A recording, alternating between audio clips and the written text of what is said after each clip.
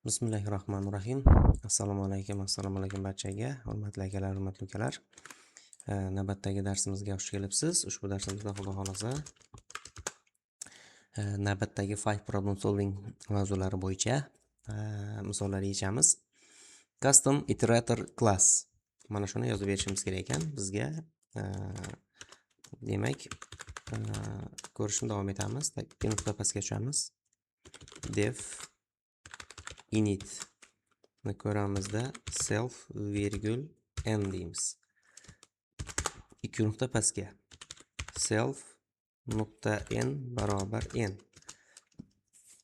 Endi bu yoqqa o'tamizda def iter pastga tushamizda self deymiz. 2 nuqta pastga tushamiz self nuqta i barobar 0. Return self deymiz. Va mana bu yerda hozir anodan chiqib ketmasin. Blokdan next deymizda pastki chiziqchani chizib mana bu yerga self deymiz. 2 nuqta pastga tushamiz. If agar selfimiz nuqta i kichik bo'ladigan bo'lsa self nuqta n dan 2 nuqta qo'yib pastga tushamiz. Self nuqta imizga plus barobar 1 deymiz va return deymiz. Mana bu yerda self nuqta i ni. Keyin mana bu yerda bitta tabimizda rise degan narsamiz bor. Rise stop iteration qilamiz. Ya'ni iteratsiyani to'xtatishimiz kerak mana shu joyda. Endi for i in counter mana bu yerga 5 deymiz. 2 ni qo'yib pastga tushamiz. Tak print i deymiz mana bu yerda. Endi run qiladigan bo'lsak, iter return non iterator of type counter deyapti. Hozir mana buni bir ko'raylik. Tak, mana bular joyida counterni yozdik. Init self n. Endi keyin bu to'g'ri. Iterni yozyapmiz self bilan. 0 ga teng return self deyapmiz, to'g'ri. Keyin next ni ko'ramiz. Nextda mana bu yerda bitta chiziqcha qolib ketibdi. Mana endi to'g'ri bo'ldi. Har safar keyingisiga murojaat qiladigan ma'noda bu next nima qildik? Funksiyasini qo'lladik. Mana counter. 1 dan 5 gacha sanab beruvchi custom iterator klassimiz mana shu bo'ladi. Endi decorator class, ya'ni callable class deydi. Mana shu bo'yicha bitta misol yechamiz. Misolimiz quyidagicha bo'ladi. Class repeat, ya'ni takrorlaydigan klassimiz bo'ladi. Def tak init deymizda mana pastki chiziqcha chizib self virgul times 2 nuqta qo'yib mana bu ozgina imloviy xatolar bo'libdi. Mayli, muammosi yo'q. Bizga self nuqta times barobar times. Mana buni yozib qo'yamiz. Endi yana bitta funksiya yozamiz. Def call deymizda mana bu yerga self va function degan ma'noda 2 nuqta qo'yib pastga tushamiz. Yana def wrapper deymiz. O'rab oluvchi degan ma'noda args, ya'ni argumentlar virgul quargs. Key va argumentlari mana bunday qilamizda for in range tak mana bu yerga self nuqta times 2 nuqta pastga tushamiz. Func args mana bu yerda args beramizda, keyin quargs beramiz. Quargs mana berdik. Endi bosib pastga tushamizda return mana bu yerda return bo'ladi. Nimani? Wrapperni return qilamiz. Mana shu mana bu yerda bo'lsin, mana funksiyani anosida bo'lsin. Endi buni ishlatamiz. Buning uchun repeat ni yozishimiz kerak. Repeat deymiz. Qosichamizda 3 deymiz. Va pastga tushib def hello deb qo'yamizda. Mana bu yerda ikkita qo'yib pastga tushamizda print qiladi. Bu nimani? Hello ni.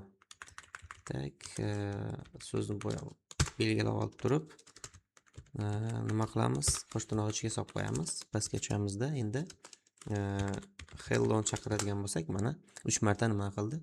Hello ni chiqarib berdi. Aytaylik 7 marta deydigan bo'lsak, 7 marta chiqarib beradi. Dekorator klassimiz mana shu holatda nima bo'lar ekan? Ishlab ketar ekan.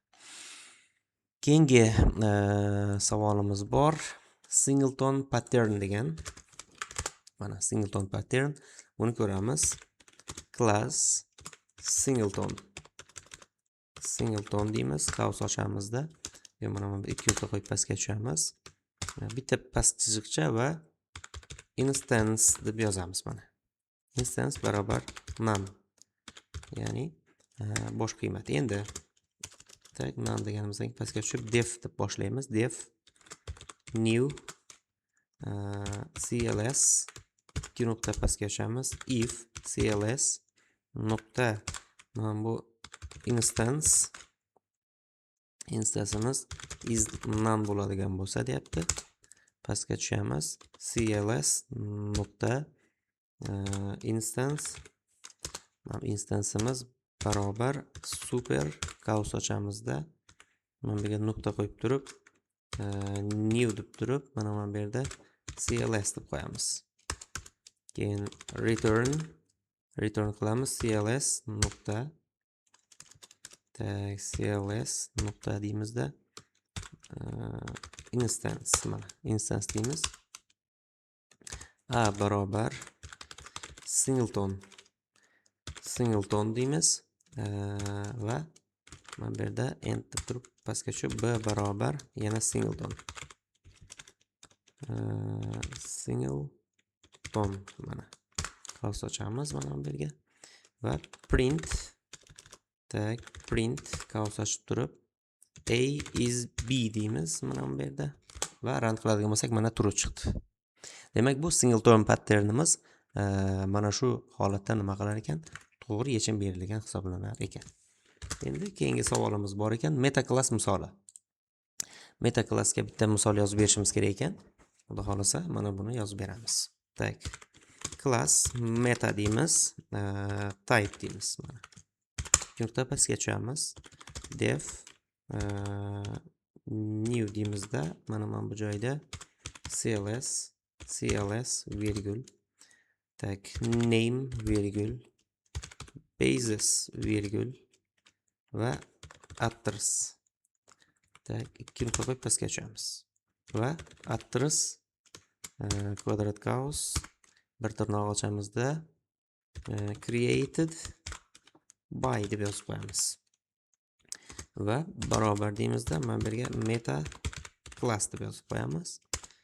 Endi mana bu yerga return bo'ladi. Super qaus ochamizda mana bu yerda nuqta new pastga yozamiz. Qaus ochib cls virgul name virgul basis virgul va address mana. Endi mana bu yerda yozamiz bitta class my class bo'lsin. Mana bu yerda qaus ochamizda bu nima qiladi? Meta class deymizda barobar meta. Ikki nuqta qo'yib pastga tushamizda pass deymiz. Endi print my class nuqta created by ni nima qilishimiz kerak ekan demak? Ishlatishimiz kerak. Demak meta class degan yozuvimiz nima qildi? Chiqib keldi. Mana mamamiz. Demak bu meta classga nima ekan demak? Misol bo'la olar ekan. Keyingi misolimizni ko'ramiz. Tak. Bitta ajoyib misol bor ekan mana. O'shani ko'rib o'tamiz. Birgalikda mana counting instance soni, ya'ni class level counter. Class counter deymiz, pastga tushamiz. Count deymiz, barobar 0. Keyin def init mana bunday qilamizda self deymiz. Ikki nuqta qo'yib pastga tushamiz. Mana bu yerda chiziqlar teng bo'lishi kerak. Pastga tushamiz-da counter nuqta count plus barobar 1 deymiz. Keyin mana bu yerda yozamiz for in range 5 deymiz misol uchun mana. 2 nuqta pastga tushamiz. 2 nuqta pastga tushamiz. Counter deymiz mana misol uchun va print counter nuqta count deymiz mana. Run qiladigan bo'lsak mana 5 deb turib nima qildi bizga counting instance sonini class level counter bo'yicha ishlab chiqarib berdi. Demak, bugun ko'rib o'tmoqchi bo'lgan narsalarimiz, darslarimiz, kodlarimiz mana shulardan iborat edi. Keyingi videolarda ko'rishguncha xayr, sog' bo'ling, salomat bo'ling.